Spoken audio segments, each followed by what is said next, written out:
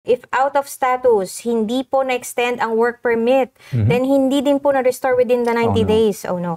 Ano na po ang gagawin? Caregiver Pathways, CWP. Kailangan nyo na i-consider na mag-exit muna.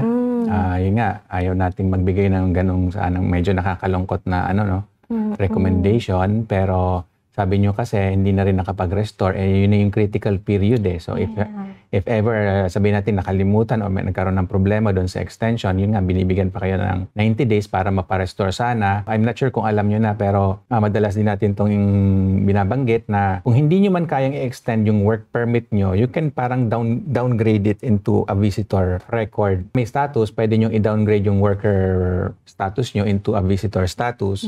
But in this case, parang hindi rin yun nangyari nga. Kaya kailangan nyo na po i-consider na mag-exit muna para mas madali sa inyo makabalik. Kasi kung habang tumatagal na wala kayong status, papangit yung record nyo eh. Pag sobrang tagal na kayo, pwede na kayong i-remove ng government mismo, and then kung babalik kayo, mag-i-explain na kayo bakit kayo tumagal ng ganon. At baka hindi na rin nga muna kayo aprubahan. Siyempre, uunahin ng Canada yung mga sumusunod sa alituntunin. Consider nyo po na mag-exit muna and hopefully makabalik pa rin naman po kayo.